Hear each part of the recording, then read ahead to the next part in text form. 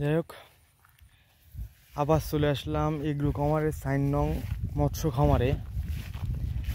টান টান কাটার পরে এক খন্ডে যে বন হয়েছে, বন মারা ওষুধ দিতে চাইলাম, কিন্তু এই জায়গাতে ঘাস কাইটে কাইটে গরু খাস, এই জন্যের দিন এই ভাষা পুরোনো মাছ টাছ রাখা হইলো।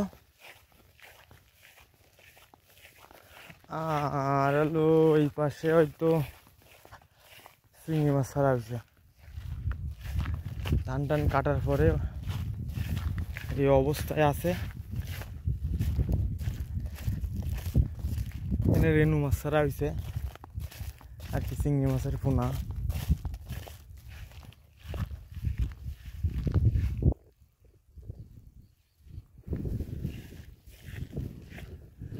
ভুল ওই পাশে বন হয়েছে, ধান কাটিছি তো হালকা হালকা বন বেরোয়েছে, ওষুধ দিতে হবে। যেহেতু বৃষ্টির কারণে মাটির একটু ভিজে, এই জন্য বন মারা ওষুধ আর কি দিচ্ছি না। ভরপুর অন্তত 3 দিন রোদও লাগবে, এর মাঝে দেব, তাইলে বন মারা ওষুধ দিলে ক্ষতি হবে না।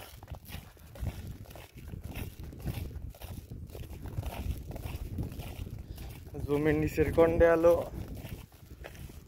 আর কি ধান জড়েছিল, সেই ধানেতে ভাত হয়েছে, আর এতে আবার বাদলা হয়েছে প্রচুর পরিমাণ। ওষুধ দিতে হবে, ওষুধ দিয়ে এলো মারতে হবে।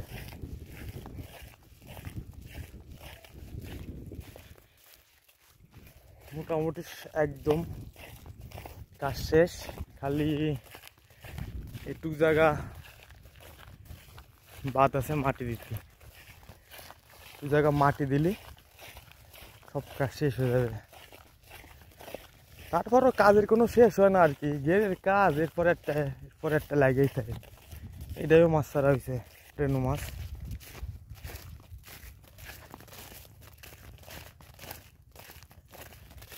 মাছ ছাড়ার পাত্রে রেখে গেছে আর নিয়ে নি